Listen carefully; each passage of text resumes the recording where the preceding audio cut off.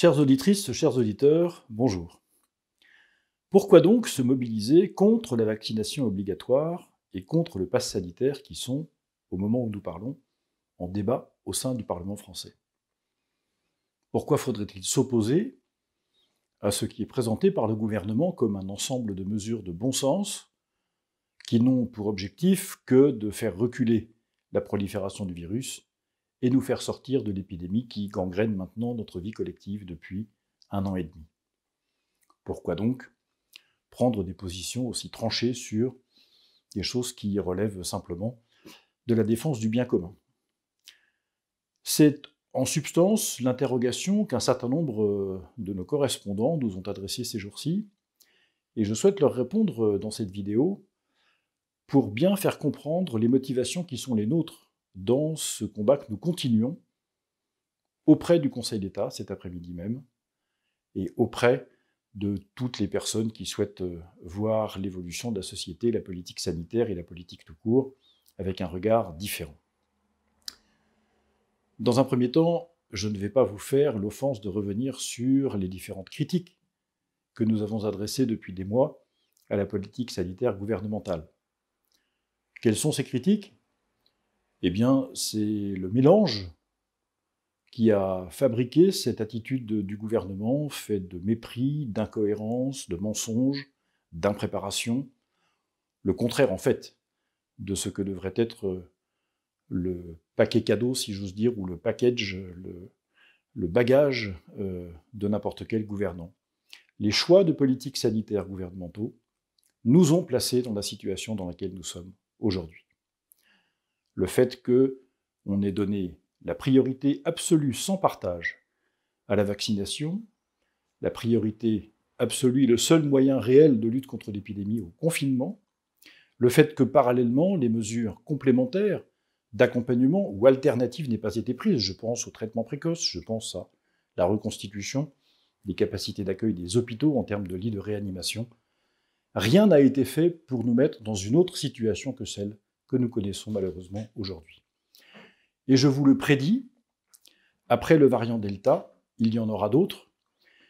Et pour ceux d'entre vous qui pourraient s'interroger, et vous auriez raison de le faire, je précise qu'un variant n'est pas autre chose qu'un virus plus virulent qui demeure.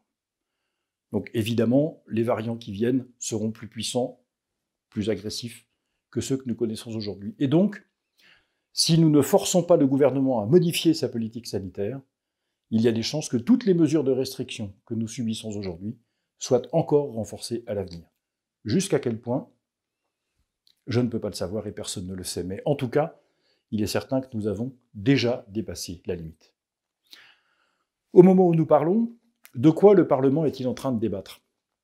Eh bien, vous l'avez vu, du pass sanitaire, des modalités de son contrôle, de la possibilité pour les employeurs de licencier les salariés qui n'auraient pas fait allégeance, si j'ose dire, à l'obligation de se faire vacciner, et d'autres sujets de cette nature. Au fond, la déclaration du président de la République, puis celle des autorités depuis maintenant une dizaine de jours, plonge, je le constate tous les jours, le peuple français dans une très grande inquiétude, dans une très grande angoisse, incapable de savoir comment la rentrée se prépare pour les enfants qui sont scolarisés ou à l'université, incapable de savoir comment, au quotidien, gérer sa propre activité professionnelle, incapable de savoir dans quel transport il faut avoir un pass sanitaire et dans quel transport il n'en faut pas. Autrement dit, ce désordre général produit de l'insécurité juridique au minimum, une très grande angoisse au maximum, et entre les deux, de la colère qui alimente tout cela.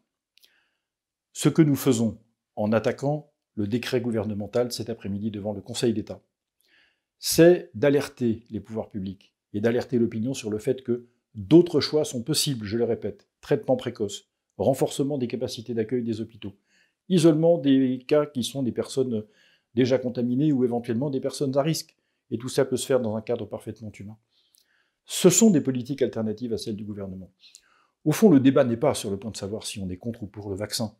Je fais partie d'une génération qui a connu le BCG à l'école, qui a fait son service militaire. J'ai eu la chance de voyager dans des dizaines de pays dans le monde entier. J'ai donc dans le corps beaucoup plus de vaccins que sans doute la majorité ou la moyenne de mes contemporains. La question n'est pas là. La question est de savoir si le droit de ne pas être vacciné, qui est un droit reconnu comme un droit fondamental, peut être respecté dans les circonstances sanitaires où nous sommes?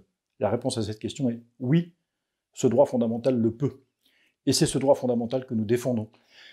Car vous voyez bien que dans l'évolution de la politique du gouvernement, le fait de supprimer ce droit fondamental, de le raboter, de le réduire, au fond, ouvre des perspectives parfaitement inconnues jusqu'à celle qui est offerte maintenant aux employeurs de licencier les salariés qui ne seraient pas vaccinés, alors que ça devrait être leur droit de ne pas l'être.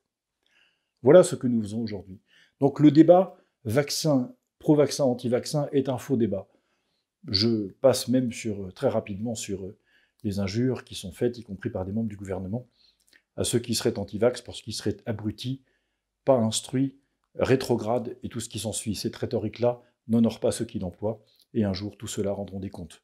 Je vous invite donc à regarder, avec l'œil dont je viens de vous faire part, l'action que nous conduisons, et l'action de tous ceux qui ne veulent pas entrer dans un système dans lequel nos droits seraient rabotés au nom d'une politique sanitaire inefficace, dangereuse, et qui ne servira à rien.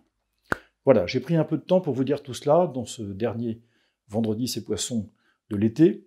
Nul doute que l'actualité du mois de juillet et du mois d'août sera très alimentée par cette épidémie. Je vous retrouverai en tout cas avec plaisir à la rentrée. D'ici là, malgré les circonstances, je vous souhaite d'excellentes vacances.